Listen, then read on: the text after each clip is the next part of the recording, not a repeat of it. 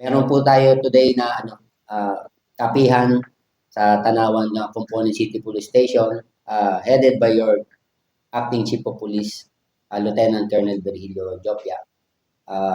We just want to make sure na alam ng ating public, alam ng ating mga kababayan, what is the peace and order situation in our city, and at the same time, yung ating mga trust programs para mas mapaigting natin yung ating kampanya laban sa illegal na droga at sa illegal na gambling.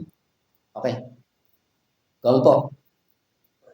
Kumusta ho yung operation ng illegal gambling dito sa Tanawan?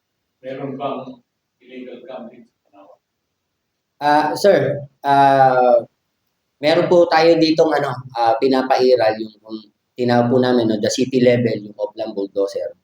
Ito po yung susupil doon sa mga nakaraan or nung lumakas yung illegal gambling, lalo na yung wetting na yan or yung bukis na yan.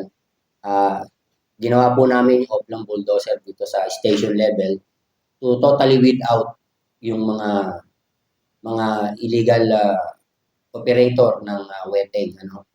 We have identified many names and operator na nandito sa aming city po. And at the same time, with the directive ng ating ng City Mayor, Mayor Sunny Colliantes, na talagang eradicate natin yung illegal gambling wetting dito sa Tanawan. At actually, I have here, kasama natin dito yung aming local operator, Mr. Noel Abadilla. Nagbisita siya ngayon sa atin para din niya, ma-check din niya yung operation ng mga tao niya dito sa area namin. Na kung ano yung status ng aming STL operation dito and other things under the the STL.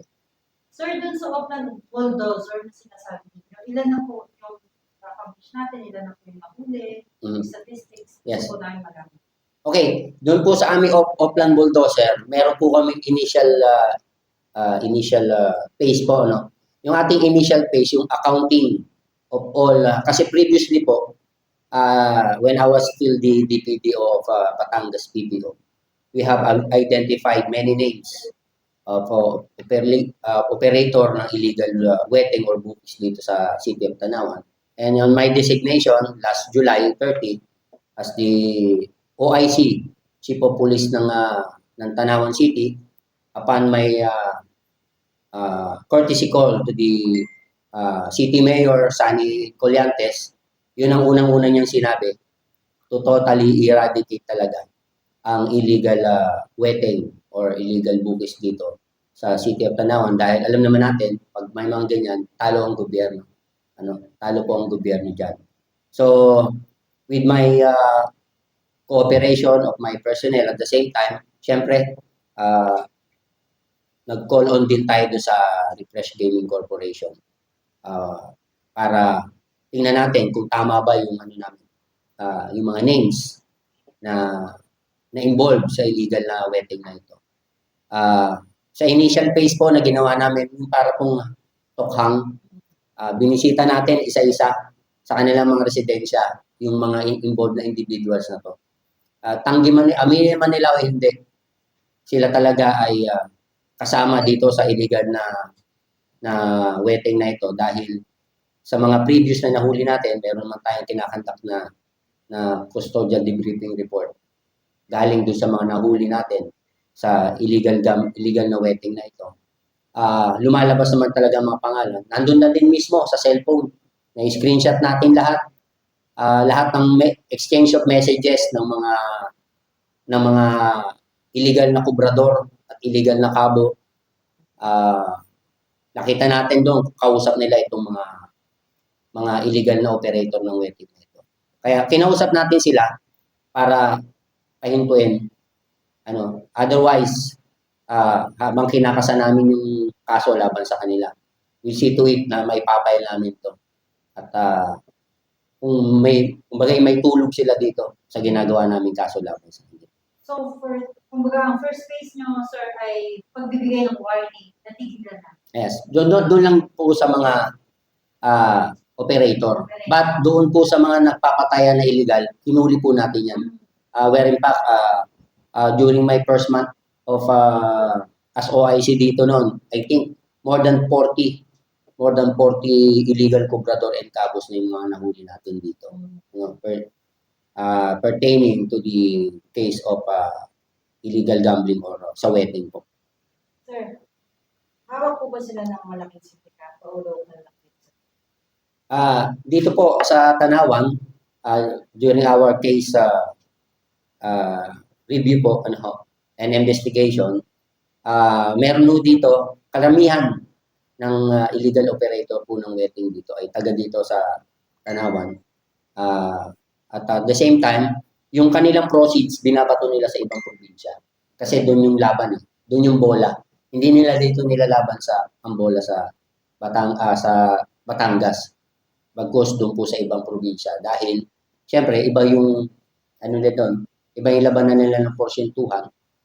Yung nga lang dahil nga sabi nga dugas yon, pandurugas po yun para dun sa STL operation. Dahil naman po natin ang STL operation po ito isang charity draw. At ang proceeds po ng charity draw na ito ay mapupunta sa mga libreng pagpaparal ng gobyerno, libreng pagpapagamot, pagpagawa ng ospital, pagpagawa ng paaralan, and so many other things na kapupuntahan ng mabuti. Sir, when you say illegal na pasugalan, is wetting o kasama yung sugal lupa? No, dito po sa Oplan Bulldozer natin, we focus on illegal na wetting at bugis po. Dahil po ito ay unang-una, ito ay yun agad ang instruction ng ating mayor.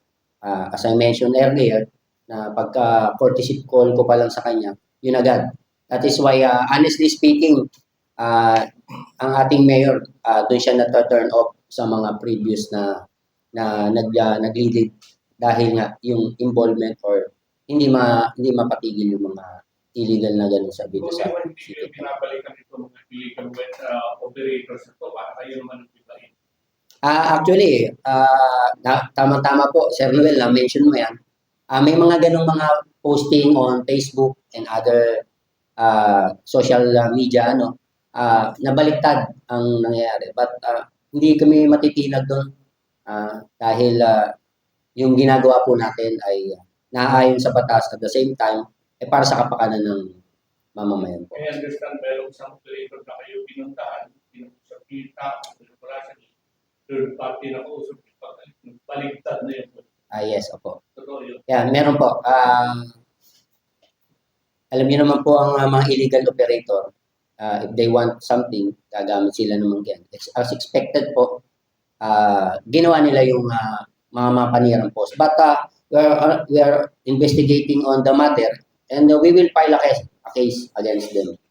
At yun ang sisiguraduhin natin na mapapailan natin sila ng kaso sa ganun. Pero kung sabi ni Mayor, reaction ng Mayor sa mga sumbong sa kanya against sa inyo, yung sumbong ng illegal operator against sa inyo. Ang atin naman pong mayor ay aware naman po sa mga ganyang taktika. At the same time, alam naman po niya ang ginagawa ng kanyang mga kapulisan dito sa Tanawan. I think wala pong doon. Hindi po nagkaroon ng actually ang instruction niya sa akin imbestigahan kung sino ang nasa likod ng mga ganung mapanirang. Siya ata yung nag-instruct sa inyo to weed out Yes. mga illegal. Yes. Opo. Yung pa lang, yun ang first marching order niya sa akin to totally eradicate po talaga yung bukis. Mayor Sunny Colyantes po. Sir, bukod doon sa mag-enforce ng pataas sa mga illegal sinasabi ko ito. Kaya sir po, ano po yung ginagawa natin mahakba para maprotektahan nyo sa STL ilan ito, mahakba sa part ninyo po sa mag-enforce ng batas ng Tanawan Police? Actually, meron kasi kaming close ang pinakamaganda rito, meron kaming close coordination sa stasyon kay Colonel Jopia at sa Provincial Director. And at the same time, malaki rin yung support at saka pag-alalay ng mayor natin dito, si Mayor Sunny Colyantes, dahil he gave us the order na talagang zero ang bookies at saka illegal wedding dito sa Tanawan City. Sir, ano po ang epekto sa inyong operation ng illegal na sugal? Actually, medyo sa umpisa, medyo malaki rin kasi alam niyo naman yung mga tao nasanay sa mga dating paraan ng trabaho nila sa bookies at saka wedding. So may mga adjustment tayo ngayon na nangyayari. Then afterwards, nung nakikita nila yung magandang epekto na ginagawa ng ating mga kapulisan, na imbis na nagtatago sila sa batas, pasilip-silip sila, kapag legal ka, freely sila na nakakapagtrabaho ng maayos. At mas maganda rin yon, wala silang kinakatakutan dahil legal sila. So may nakikita po akong ibang collector na illegal collectors, I mean, na ang gamit nilang bukli ng pagpuno kaya STL yung nakalagay doon, pinipita. Na-correct na po natin yan actually kasi alam po natin yung fake na form at saka yung original form kasi makikita po natin kaagad kapag peke po yung ginagamit nila kasi pinapaprint lang naman po yan kung saan. However, meron po tayong official and authenticated form coming from here. Sir, follow up lang. Doon sa speaking of peke, ano po ba yung hindi peke? Ano po ba yung mga palatandaan para po sa kabatiran ng ating mga mamamayan? Kasi hindi nila alam. Pwede ba tanongin nila, peke ba yan? Illegal ba yan? Ano po yung mga palatandaan? Alam niyo po, ang isa po sa makikita natin dyan is yung ID nila. At makikita rin po naman ng mga, kasi aware po, sa totoo lang, aware po ang tao at publiko kung sino ang legal at illegal. So, kahit na sabihin po natin na ito ay genuine na dala nila o may na-take live sila, pero alam din po nila kung sino yung kolektor. Na yan po ang tinatrabaho at kinikase build up na maayos ng mga kapulisan natin. At kapag nakita po nila yan, dagdag po sa kaso nila yun. Kapag nakakuha sila ng genuine na booklet namin, matitrace din po namin kung kanino galing yun. So yung operation nyo is Tanawan lang or So far po, ang pinaka-ano po namin, initial po namin is Tanawan po. Tanawan? Oo, kasi tignan po natin kung paano. So may magandang epekto po yung ginagawa ng PNP, Tanawan CPS sa operasyon ng legal na STL. Actually, napakaganda po. Kasi ang nangyayari po kasi dito, ang nagbe-benefit po rito yung gobyerno. Hindi po yung ilang personality lang. Hindi yung ilang tao na nakikinabang at parang pang personal na gamit nila. Ito po, buong mamamayan ng Tanawan ang makikinabang dito. Sir, Yes, po. usually yung sinabi mo kanina na nakahuli na may 40 illegal bookies. Dati ang pagkaano sir 30,000 ang bail. Apo. Pero because of the humanitarian is part of justice, gawing 10,000. Tapos usually sir, nakikita ko sa nahuli, parang nag-antay sila sa kabo nila, nagtutupusin sila. Di ba uli mo na rin yung kabo nila? Ngayon po dito sa ating yung kinakaso po natin kasi yung Republic Act 9287. Ito po yung ano po ito kumbaga ito po yung updated nung PD 1602 Okay. Usually po nakikita ko yung mga ano nila ang bail nila is 60,000. 60,000 na po ngayon.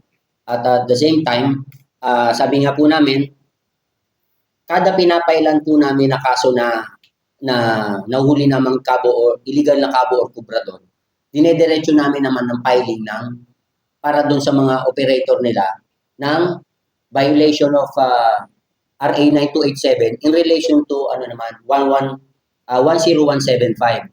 RA 10175, ito po yung sa Anti-Cybercrime Act with the use of ICT po. So ito ay mas mabigat-bigat na mga kaso po.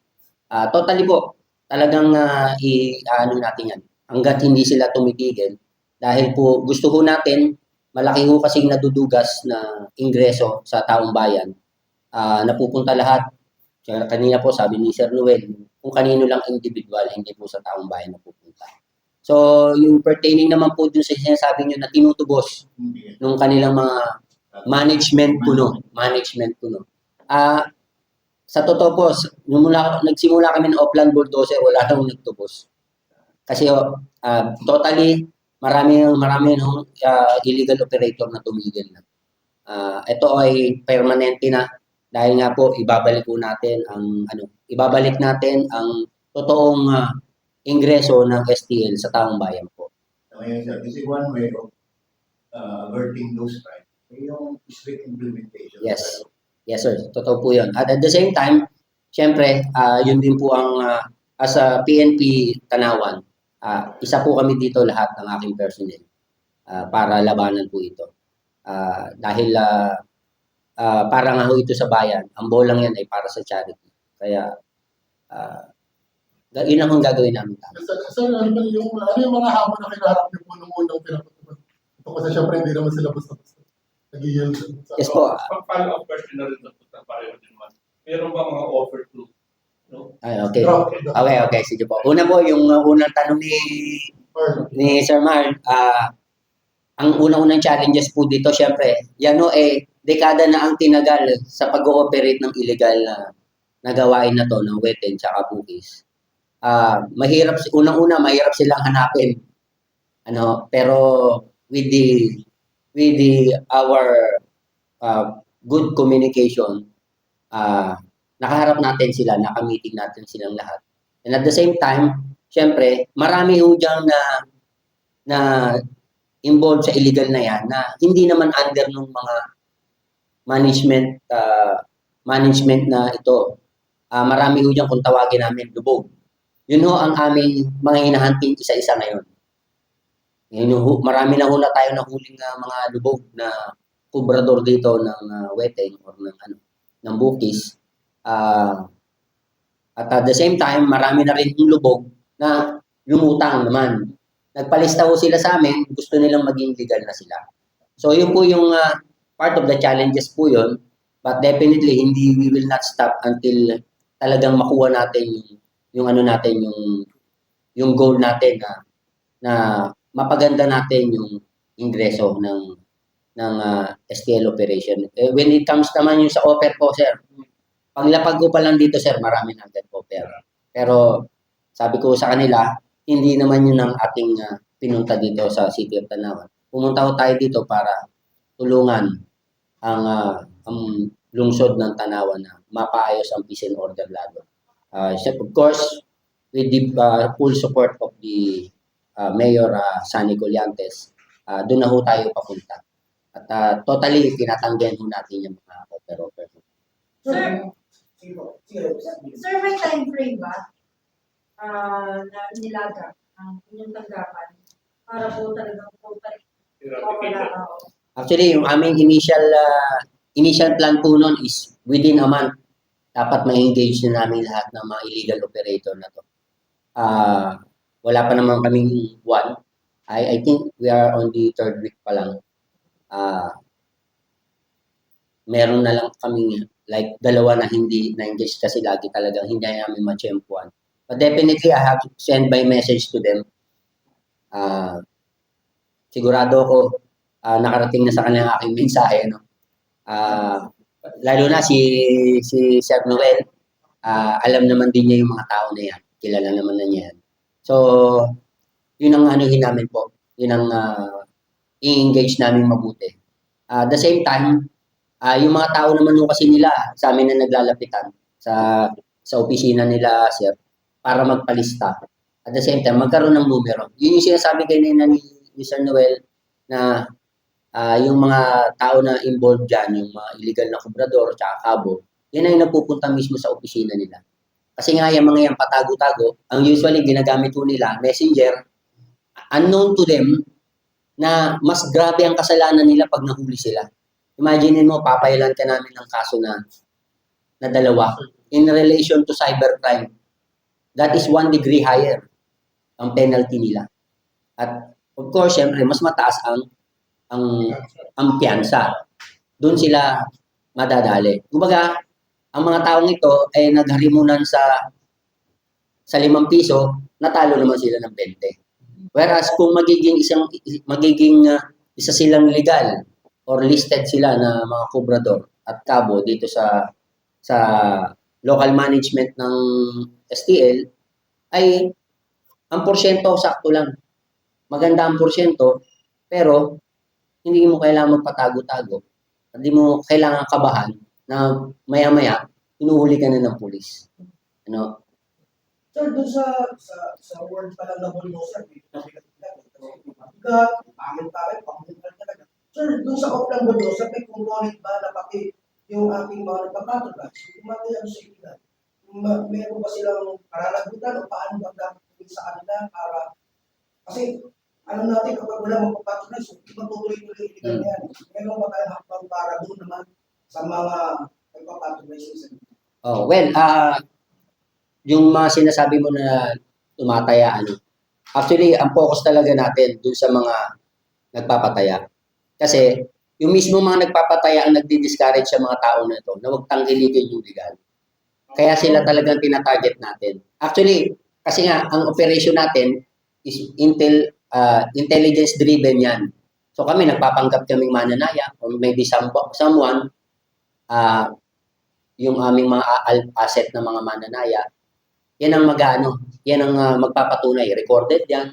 Tapos at the same time, pag nakataya kami, minsan sasabihin nila, oh, labang labang Laguna, labang Quezon to, sinasabi nila. Kaya, yung kanina sinasabi ni Sir Noel, ang tao palang alam agad nila kung sinong bukis, tsaka kung sinong wetting o yung legal. Kasi may offer agad na ganun. No? Kasi mangyayari niyan, mas lalo silang mapapahamak yung mga nagpapataya.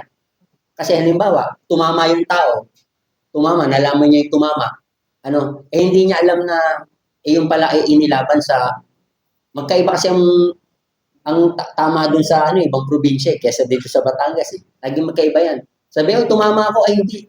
Doon ko pinasok ko sa Laguna, patay siya doon. Yari siya doon. Pababarangay siya noon, or what, dadali more so, papadala agad dito sa pulisyo, magreklamo agad.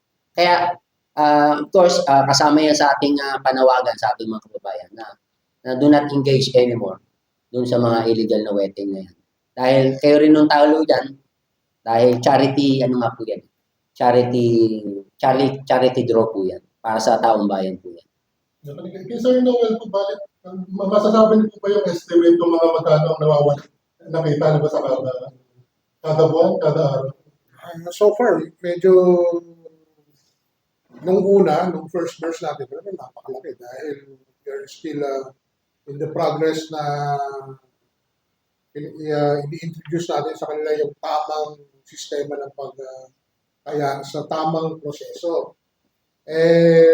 So far, nung nag-conduct ng mga apprehension sa mga kapulisan natin, at least tumataas na yung mga remittance na galing sa mga mananaya.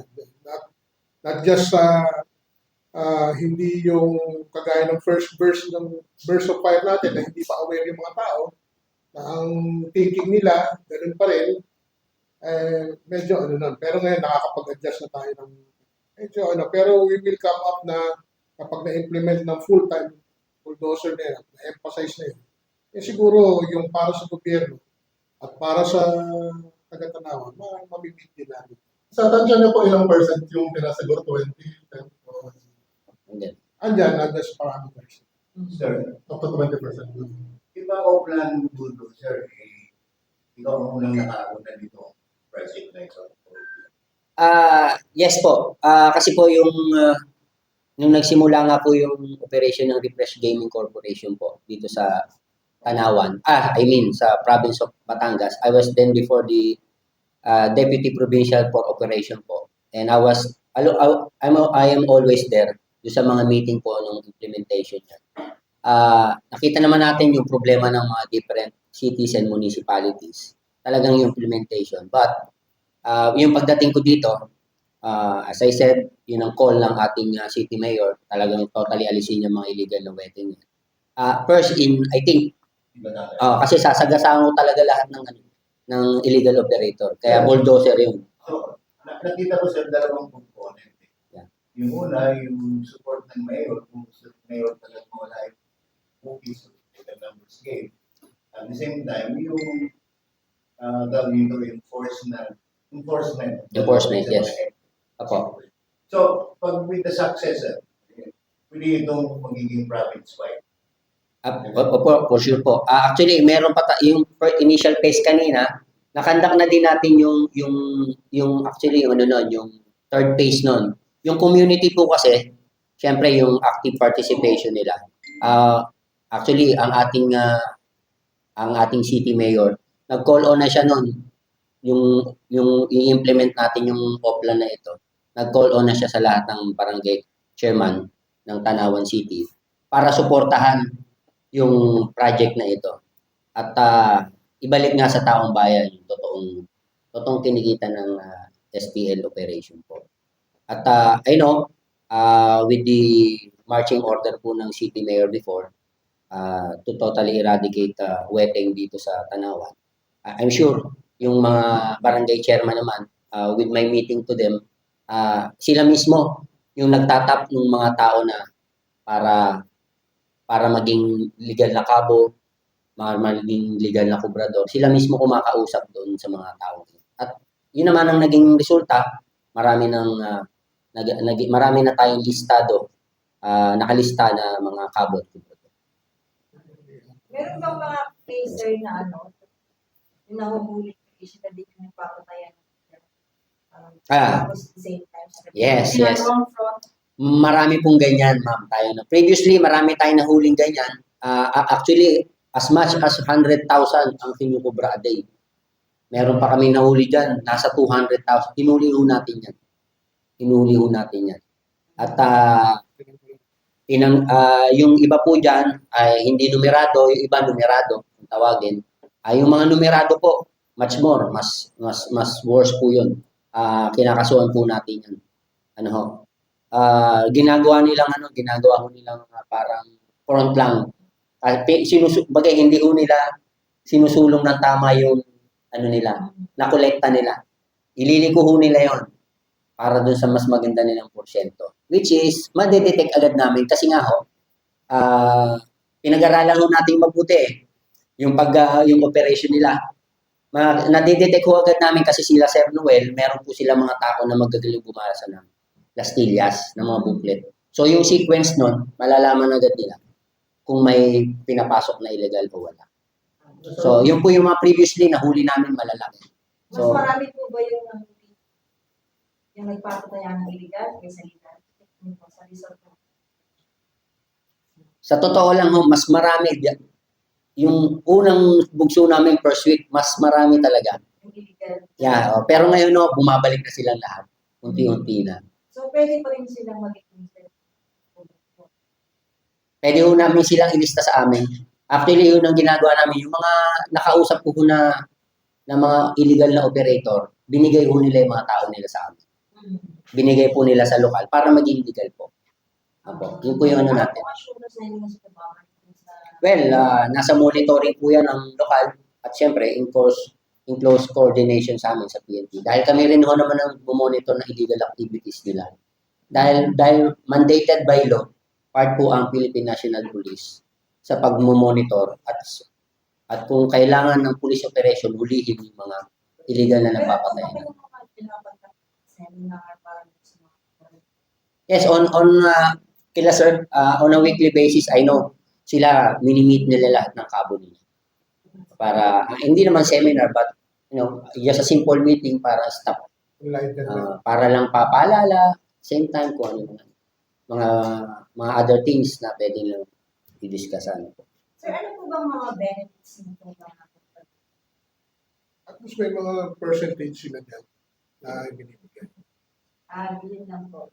Percentage. At saka kung may matapa sila, Meron ba silang mga insurance, mga ganyan? usually nila. May SSS ba? Wala. Commission-based lang po. Commission-based lang talaga sila. Sir Hill. Yes, po. Hindi lang naman ng illegal gambling ang posible natin tutukan. Paano naman po yung ibang illegal na gawain? Yes. Patay, pagnanakaw, drugs. Kumusta po ang Kamusta mo yun? Okay, dapat pala sir, yun ang inuuna natin. Actually po, yun po yung gusto namin din ibandera dito sa inyong lahat dahil napaka-successful po ng ating quad operation na concept po dito sa Tanawan City where in fact, in more than a month, wala po tayong kaso ng APOX crime. At of course, nakikita niyo po kung mapapadpad kayo sa lungsod ng Tanawan, kung kahit saan sulok makakasalubong yung mga mobile ko. 24/7 po yan.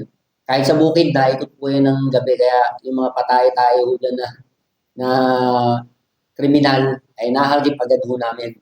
Dahil meron ho kami mga motorcycle rider to combat them, mas mabilis silang habulin. At the same time, yung ating pong networking sa ating mga barangay po, napakaganda po. Yung paglaban po natin dun naman sa illegal na droga, with the close coordination dun sa ating provincial command. Meron po kasi si ating provincial director, Police Colonel Cinto Malinaw Jr., na system na ginawa sila.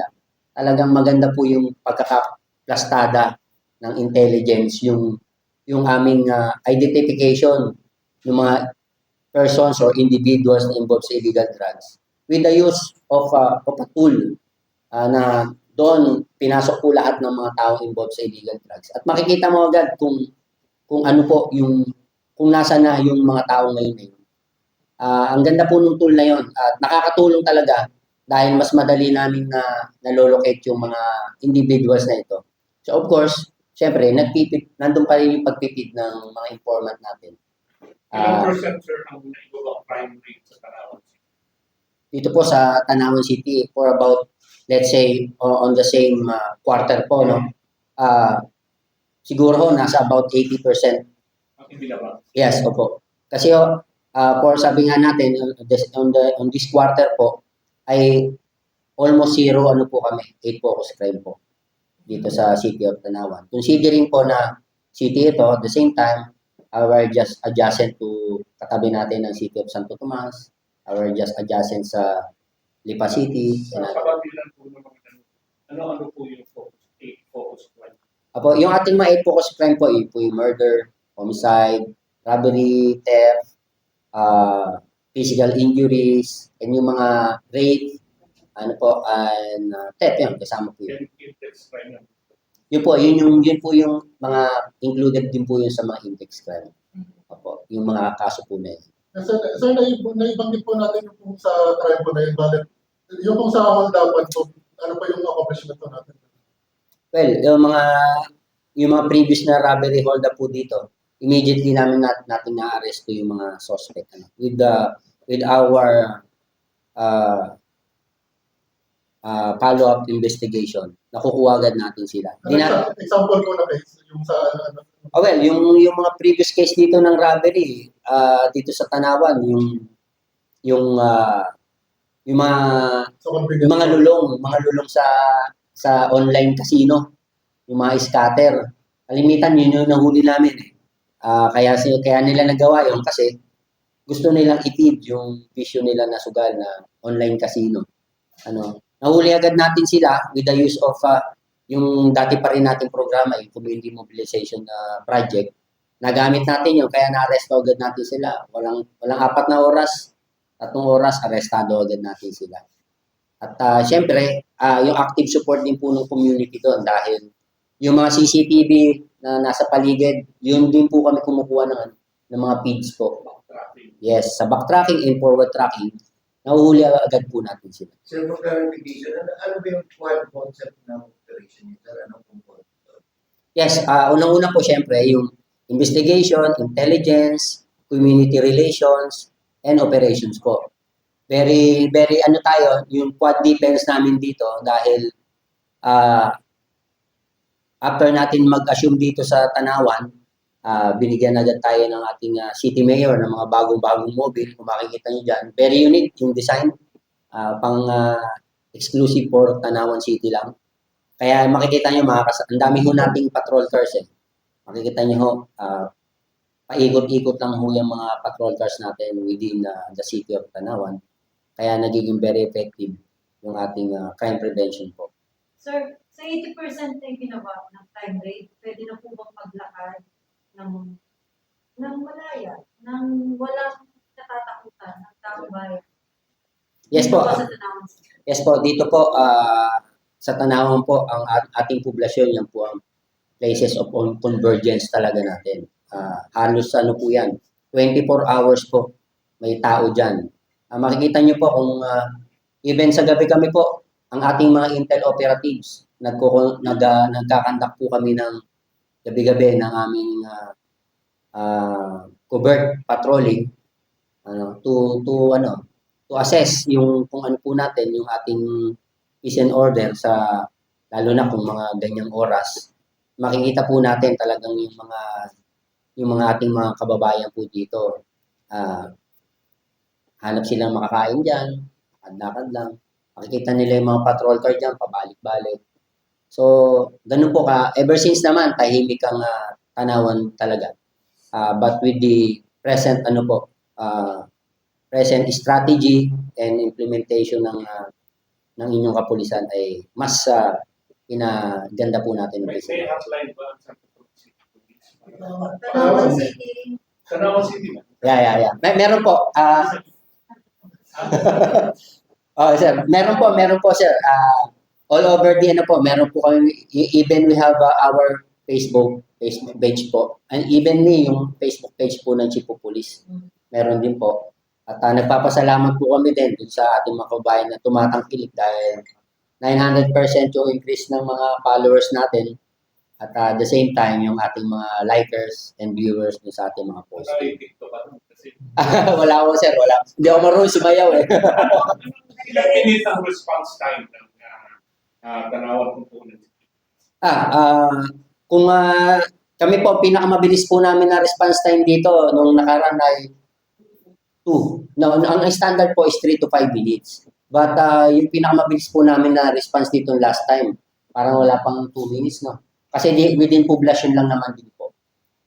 Yung nga po, dahil with the use of other means of transportation or mobiling natin, mas napapabilis yung responde. So, ilan po yung tao po ng Tanawan Police Line ratio? We have a ratio of police to population na ratio ay nasa 2,400 po. Mataas pa rin po ang kakulangan but with the support ng aming regional and police office, provincial office, of course yung ating LGU ay nagagawa natin ng paraan. Going into the holiday season, ano ba yung preparation natin? Since di ba dito usually nangyari mga nakawanayan? Yes. Yung isa yan dun sa program natin, in-engage natin yung ating mga industrial guards, yung ating mga industrial security sector. Yes, naging force multiplier natin sila. At the same time, pinalakas natin yung nila, yung kanilang Skills and capabilities. yes, that is included po. Yung kanilang yung kanilang networking sa atin. Dahil as we all know, dahil sila naman po ang engaged directly dito sa community. At the same time, meron po tayong mga force multiplier dito na nagpapatrolya na rin, especially dito sa ating Sidera. May Sidera po kasi kami, nagsimula na. Nandyan po sila hanggang palengke. Nagpuput-patrol lang po yan kasama ng ating mga kapulisan na nagpuput-patrol din to ensure po yung safety ng ating mga kababayan. Kaya minsan yung mga shoplifting dyan huli agad. Na-identify agad natin yung mga shoplifter. Yung pero kung dapat para may hotline sila na pwede tumawag anytime yung police sa Yes, opo. Actually, dito sa ating sa population area, inano natin dyan, pinalakas natin yung police visibility dyan. Para at least syempre, to totally secure the conduct of business in the area, in the population area. Any parting words? Mga panawagan mo sa mga taga-Tanawan, Ultimato, may gasolina ba yung bulldozer? Marami yung gasolina yung bulldozer. Ano po, hindi mo maubusan ng gasolina. Unang-una po, sa ating mga kababayan,